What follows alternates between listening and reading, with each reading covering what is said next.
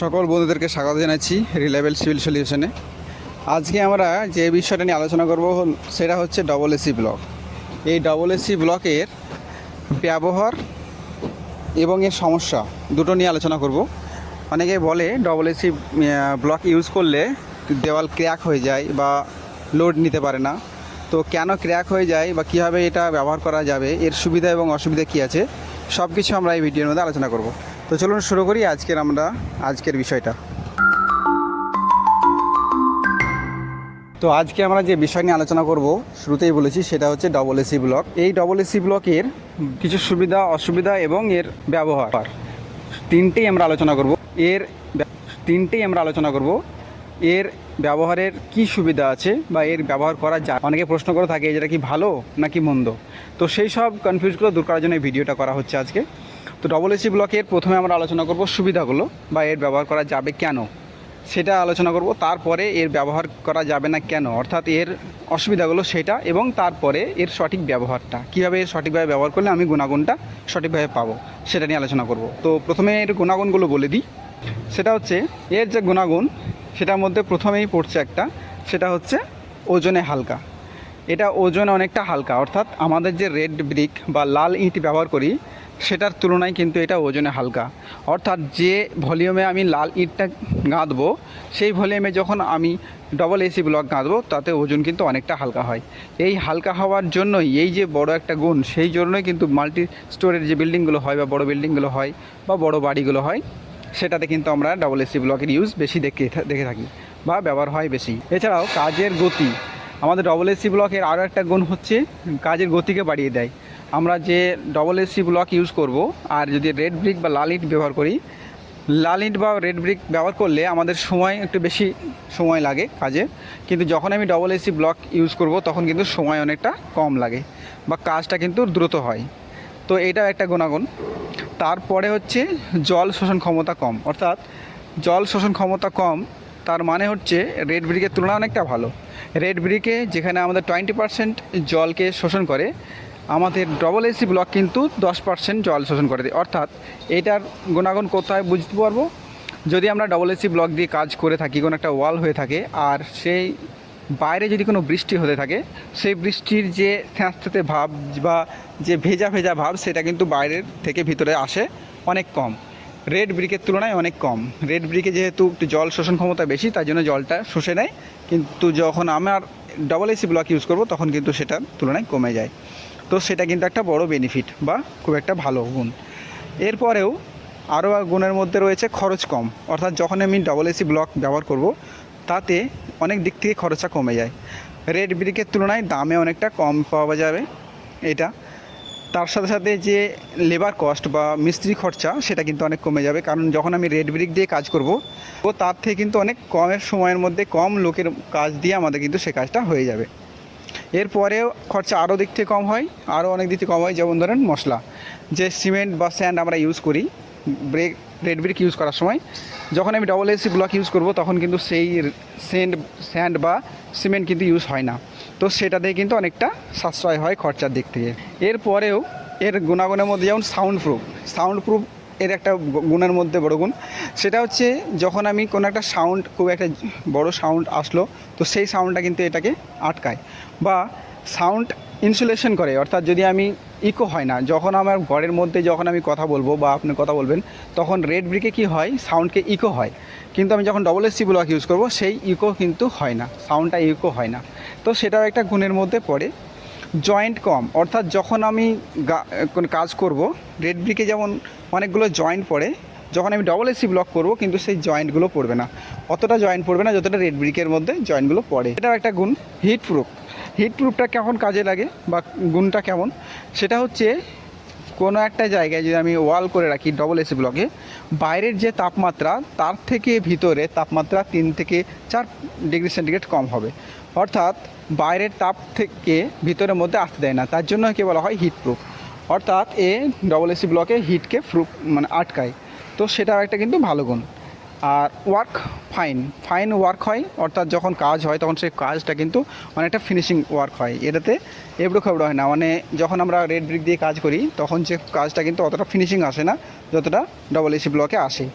Double AC ব্লকে finishing আসে বলে কিন্তু প্লাস্টারের খরচাটা অনেকটা কমে যায়। এটা গেল গুণাগুণ। আরও গুণাগুণ আছে, তার মধ্যে আমি মেন পয়েন্ট কয়টা আপনাদেরকে বললাম। এরপরে আমরা এর অসুবিধা বা ডিসঅ্যাডভান্টেজগুলো আমরা আলোচনা করব।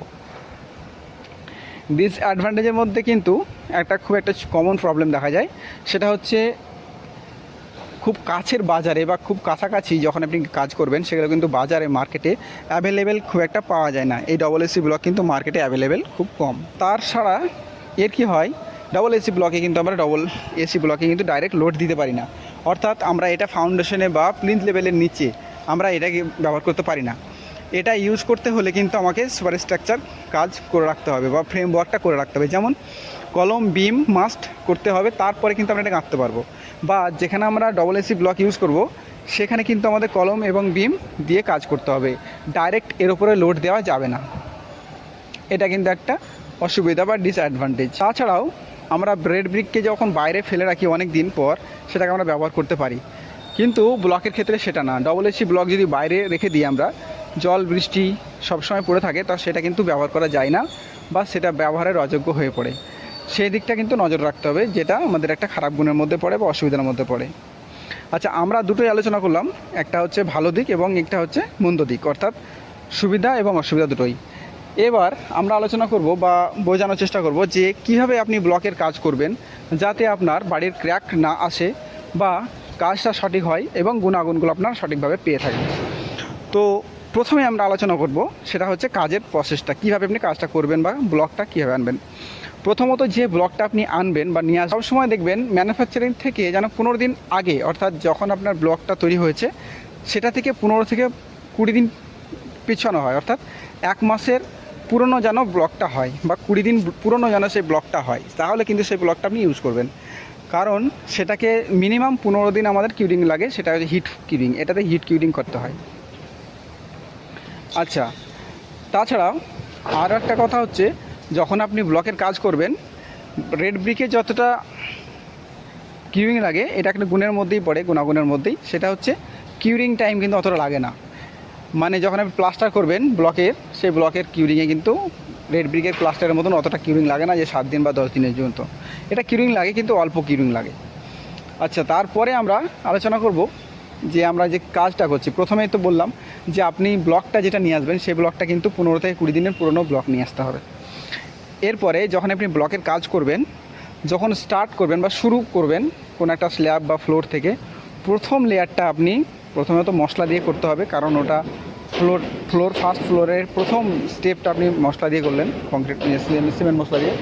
তারপরে গেলেও কিন্তু আপনাকে অ্যাডিসিভ করতে হবে। অ্যাডিসিভ একটা পাওয়া যায় যেটা আপনার ব্লক জয়েন করার জন্য, বা অ্যাডিসিভ দিয়ে কাজ করতে হবে। এটা পুরোপুরি অ্যাডিসিভের উপর নির্ভর করে। যদি আপনি অ্যাডিসিভ ভালো করে না কাজ করতে পারেন অ্যাডিসিভ দিয়ে, তাহলে কিন্তু মশলা দিয়ে কোনো দিনই এটা জয়েন্ট নেয় না। ব্লক কোনো দিনই কংক্রিট মশলা জয়েন্ট নেয় না, তার জন্য সেদিক থেকে জল লিকেজ করে, তারপরে আপনার সেখানে ক্র্যাক আসে, অনেক সমস্যা হতে লাগে বা ড্যাম হয়ে যায়। তার জন্য যখন আপনি ডবল এসি ব্লকের কাজ করবেন অবশ্যই স্কিল লেবার বা মিস্ত্রি দিয়ে আপনি কাজ করবেন। তার সাথে সাথে অ্যাডিসিভ ইউজ করবেন। অ্যাডিসিভ ইউজ না করলে কিন্তু ব্লকের কাজ করা যায় না। অবশ্যই অ্যাডিসিভ ইউজ করবেন এবং সেই অ্যাডিসিভের যে থিকনেস সেটা কিন্তু 2 থেকে 3 mm হবে, তার থেকে কিন্তু বেশি হবে না।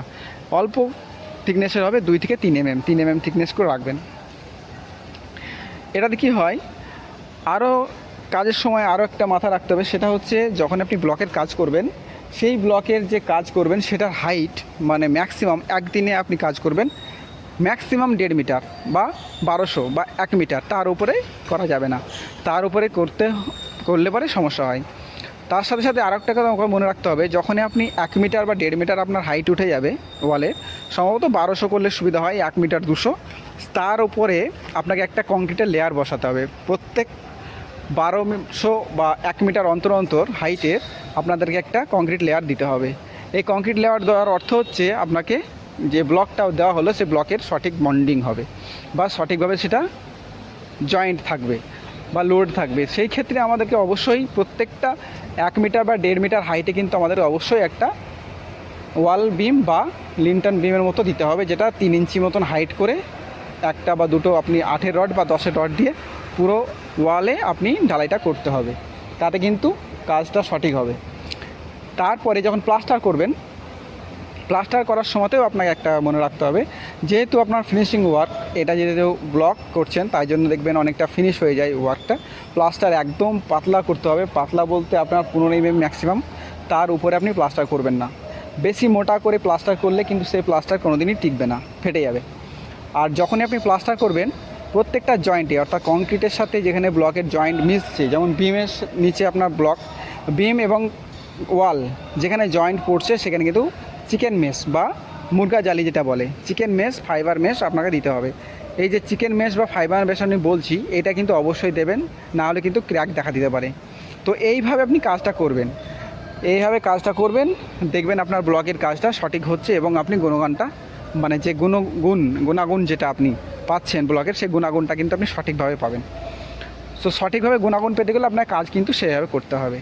তো এইভাবে আপনি ব্লকের কাজগুলো করবেন, ডবল এসি ব্লকের কাজ, তাহলে দেখবেন আপনি ব্লকে অনেকটা বেনিফিট পাচ্ছেন, কম খরচের মধ্যে হয়ে যাবে আর সুন্দর কাজ হবে। স্কিল লেবার দিয়ে বা স্কিল মিস্ত্রি দিয়ে কাজ করবেন। আর তার সাথে সাথে এটা কিন্তু অবশ্যই মাথা রাখবেন, যখনই আপনি প্লাস্টার করবেন প্রত্যেকটা জয়েন্টে যেন চিকেন মেশ বা ফাইবার মেশ দিয়ে কাজটা করা হয়, কারণ তাতে বন্ডিংটা ভালো হয় প্লাস্টারে। আর প্লাস্টারের থিকনেস সবসময় কম করবেন ব্লকে। তো এই আজকে আলোচনা করলাম যে আপনি কীভাবে কাজ করবেন ব্লক দিয়ে, বা এর সুবিধা অসুবিধা দুটোই আলোচনা করলাম। তো আমার এই বলার মধ্যে যদি কোনো ভুলভ্রান্তি হয়ে থাকে তা ক্ষমা করে দেবেন। আর আশা করছি আপনাদেরকে সবাইকে বোঝাতে পেরেছি যে আমি কী বিষয় নিয়ে বলতে চাইলাম এবং কী বিষয় নিয়ে কথা বলছি। তো আজকে ভিডিও এই পর্যন্ত, দেখা হবে আবার নেক্সট ভিডিওতে। নমস্কার। আর ভিডিওটা ভালো লাগে থাকলে শেয়ার করবেন আর চ্যানেলটিকে সাবস্ক্রাইব করে রাখবেন। আপনাদের সঙ্গে পরের ভিডিওতে